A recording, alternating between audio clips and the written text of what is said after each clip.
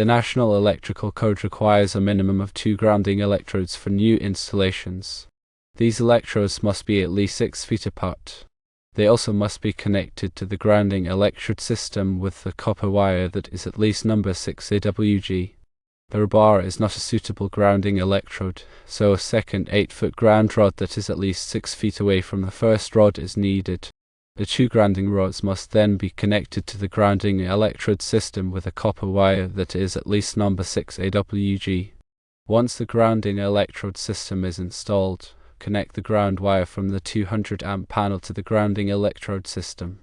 The ground wire must be at least number 4 AWG.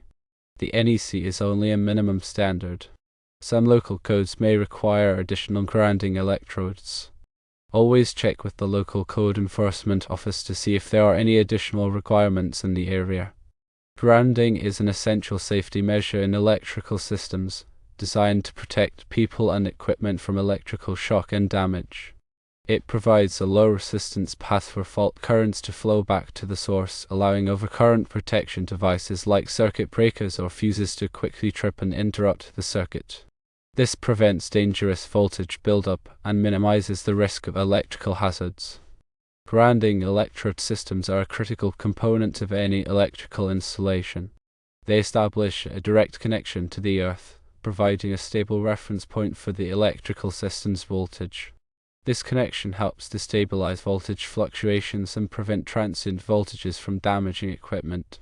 Grounding electrodes also play a crucial role in dissipating static electricity and lightning strikes, protecting sensitive electronic devices from damage. The National Electrical Code outlines specific requirements for grounding electrode systems to ensure their effectiveness and safety. It specifies the types of electrodes that are permitted, their installation methods, and the minimum size of the grounding conductors that connect them. Adhering to these requirements is essential for creating a safe and reliable electrical system. The NEC mandates that all new electrical installations have a grounding electrode system in place. The grounding electrode system must consist of at least one of the following electrodes: a metal underground water pipe that is in direct contact with the earth for at least 10 feet, a ground ring encircling the building or structure consisting of at least 20 feet of bare copper conductor buried at a depth of at least 2.5 feet, a concrete encased electrode consisting of at least 20 feet of bare copper conductor not smaller than number 4 AWG encased in at least 2 inches of concrete and located within the bottom of a concrete foundation or footing that is in direct contact with the earth, or a ground rod or pipe electrode. Ground rods are typically made of galvanized steel or copper and must be at least 8 feet long. They are driven into the ground until at least 8 feet of the rod is in contact with the soil. The NEC requires that ground rods be installed at least 6 feet apart. This spacing helps to ensure that the rods are effective in dissipating fault currents and providing a low resistance path to ground. If multiple ground rods are used, they must be bonded together with a copper conductor that is at least number 6 AWG. The size of the grounding conductor is determined by the size of the service entrance conductors. The NEC provides tables that specify the minimum size of the grounding conductor based on the size of the service entrance conductors. It is essential to use the correct size grounding conductor to ensure that it can safely carry fault currents back to the source. The grounding conductor must be connected to the grounding electrode system and the metal enclosure of the electrical panel.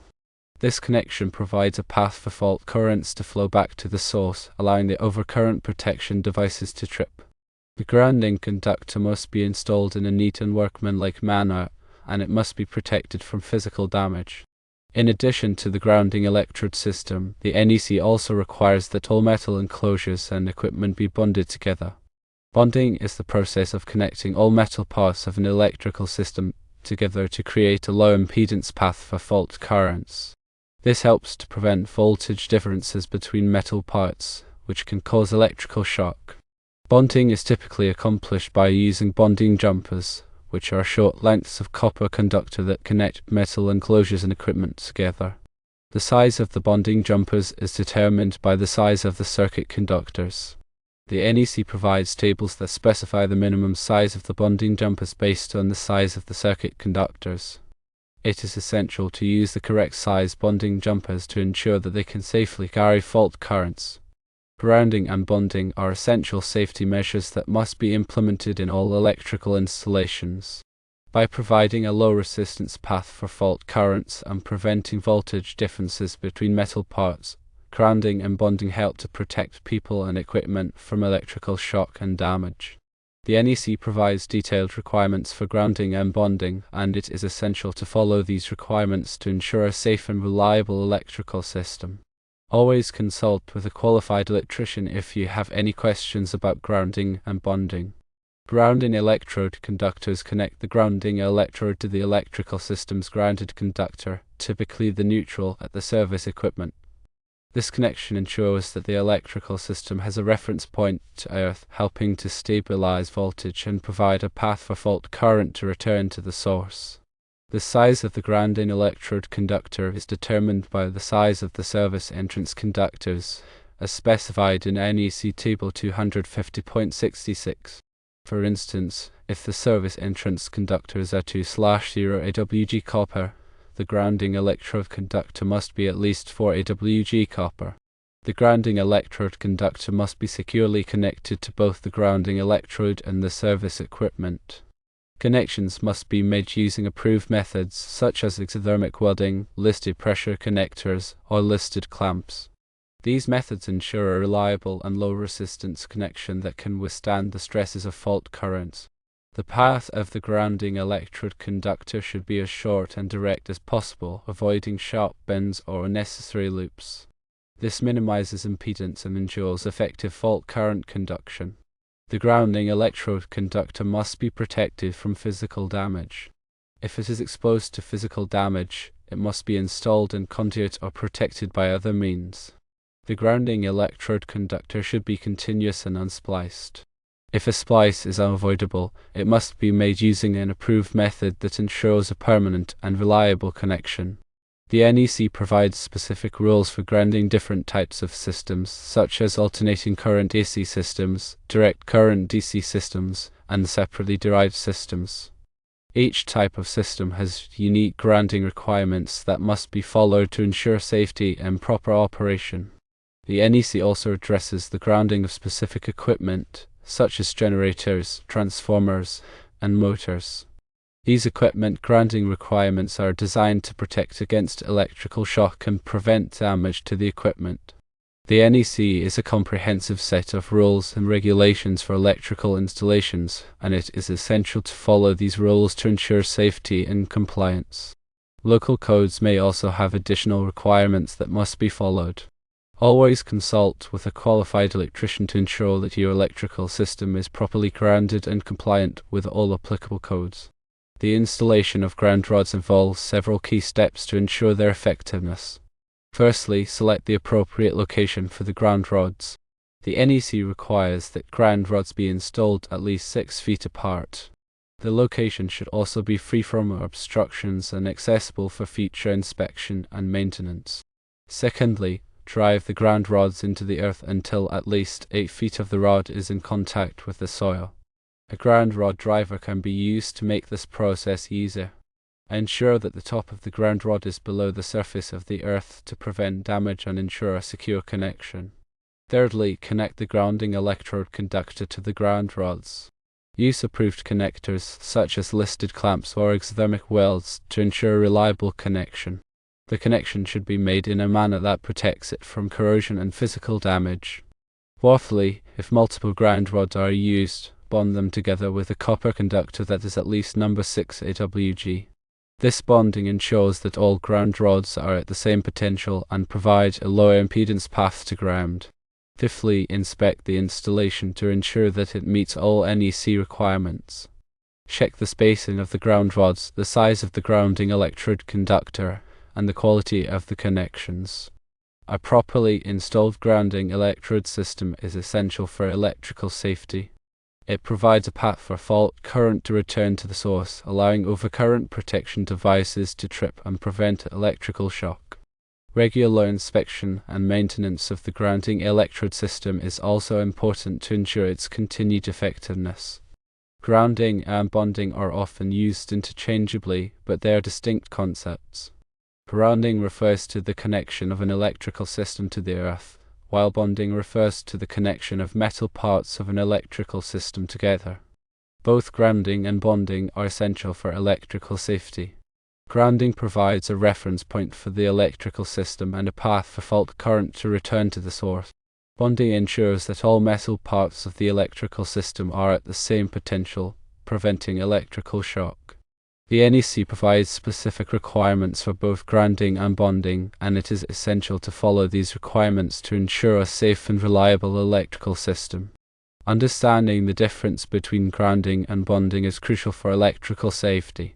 Grounding is the connection of the electrical system to the earth, providing a low impedance path for fault currents to flow back to the source.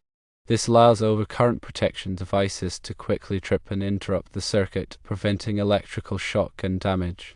Bonding, on the other hand, is the connection of all metal parts of the electrical system together, ensuring that they are at the same electrical potential. This prevents voltage differences between metal parts, which can also cause electrical shock. The NEC requires both grounding and bonding to be implemented in all electrical installations. Grounding is typically achieved by connecting the electrical system's grounded conductor to a grounding electrode system, which consists of one or more grounding electrodes, such as ground rods or metal water pipes. Bonding is typically achieved by connecting metal enclosures, equipment, and raceways together with bonding jumpers. The size of the grounding and bonding conductors is determined by the size of the circuit conductors, as specified in the NEC. It is essential to use the correct size conductors to ensure that they can safely carry fault currents. Regular inspection and maintenance of grounding and bonding connections are also important to ensure their continued effectiveness. Loose or corroded connections can increase impedance and reduce the effectiveness of the grounding and bonding system. Grounding electrode systems are a vital part of any electrical installation, providing a low resistance path to ground for fault currents. The effectiveness of a grounding electrode system depends on several factors, including the type of electrode used, the soil conditions, and the installation method. Ground rods are a common type of grounding electrode, and they are typically made of galvanized steel or copper. The NEC requires that ground rods be at least 8 feet long and installed at least 6 feet apart. The soil conditions can significantly affect the effectiveness of ground rods. Soil with high moisture content and high mineral content is more conductive than dry, sandy soil. The installation method is also important. Ground rod should be driven into the earth until at least 8 feet of the rod is in contact with the soil. The connection between the grounding electrode conductor and the ground rod should be made with an approved connector and protected from corrosion. Other types of grounding electrodes include metal water pipes, ground rings, and concrete encased electrodes. Each type of electrode has its own advantages and disadvantages, and the best type of electrode for a particular application will depend on the specific conditions. Regular testing of the grounding electrode system is recommended to ensure its continued effectiveness. Ground resistance testers can be used to measure the resistance of the grounding electrode system. A low resistance reading indicates that the grounding electrode system is effective in providing a low impedance path to ground. The NEC provides specific requirements for the resistance of grounding electrode systems, and it is essential to meet these requirements to ensure electrical safety. Grounding is an essential safety measure in electrical systems, and it is important to understand the principles of grounding and the requirements of the NEC to ensure a safe and reliable electrical installation. The NEC is updated every 3 years, and it is important to stay up to date on the latest requirements. Local codes may also have additional requirements that must be followed. Always consult with a qualified electrician to ensure that your electrical system is properly grounded and compliant with all applicable codes. Separately derived systems, such as generators and transformers, require their own grounding electrode systems. These systems are considered separately derived because they create their own voltage and current independent of the main electrical service. The NEC provides specific requirements for grounding separately derived systems, and it is essential to follow these requirements to ensure safety and proper operation. The grounding electrode system for a separately derived system must be connected to the system's grounded conductor, typically the neutral, at the source of the system, such as the generator or transformer. The size of the grounding electrode conductor is determined by the size of the separately derived system's conductors, as specified in the NEC. The grounding electrode system must consist of one or more grounding electrodes, such as ground rods or metal water pipes. The grounding electrodes must be installed in accordance with the NEC requirements. In addition to the grounding electrode system, separately derived systems must also be bonded. Bonding is the connection of all metal parts of the separately derived system together, ensuring that they are at the same electrical potential. This prevents voltage differences between metal parts, which can cause electrical shock. The NEC provides specific requirements for bonding separately derived systems, and it is essential to follow these requirements to ensure safety. Separately derived systems are commonly used in commercial and industrial applications, and it is important to understand the grounding requirements for these systems to ensure a safe and reliable electrical installation. Always consult with a qualified electrician to ensure that your separately derived system is properly grounded and bonded and compliant with all applicable codes. Electrical panels are the heart of an electrical system, distributing power to various circuits throughout a building. Proper grounding of electrical panels is essential for safety, preventing electrical shock and protecting equipment from damage. The NEC provides specific requirements for grounding electrical panels, and it is important to follow these requirements to ensure a safe and reliable electrical installation. The metal enclosure of an electrical panel must be grounded. This is typically achieved by connecting the enclosure to the grounding electrode system with a grounding conductor. The size of the grounding conductor is determined by the size of the service entrance conductors, as specified in the NEC. The grounding conductor must be connected to the grounding electrode system at the service equipment. The neutral conductor in an electrical panel is typically bonded to the panel enclosure at the service equipment. This bonding provides a path for fault current to return to the source, allowing overcurrent protection devices to trip. However, in subpanels, which are panels that are fed from another panel, the neutral conductor must not be bonded to the panel enclosure. This is to prevent circulating currents on the grounding system. Subpanels must have a separate grounding conductor that is connected to the grounding electrode system at the service equipment. The grounding conductor for a subpanel must be sized according to the size of the circuit conductors feeding the subpanel. Proper grounding of electrical panels is essential for electrical safety. It prevents electrical shock, protects equipment from damage, and ensures the proper operation of overcurrent protection devices. Always consult with a qualified electrician to ensure that your electrical panels are properly grounded and compliant with all applicable codes. In conclusion, ensuring a safe and code-compliant electrical system requires a thorough understanding of grounding principles and adherence to the National Electrical Code. The NEC provides detailed guidelines for grounding electrodes, grounding conductors, bonding, and the grounding of specific equipment and systems. By following these guidelines, you can protect people and equipment from electrical shock and damage. Remember to always consult with a qualified electrician to ensure that your electrical system is properly grounded and compliant with all applicable codes. Regular inspection and maintenance of your grounding system are also essential to ensure its continued effectiveness. Grounding is not a one-time task, but an ongoing responsibility to maintain a safe electrical environment. By prioritizing grounding and staying informed about the latest code requirements, you can create a safer and more reliable electrical system for your home or business. Also, be sure to check with your local jurisdiction, as local codes may be more stringent than the NEC requirements. The NEC serves as a minimum standard, but local amendments may exist.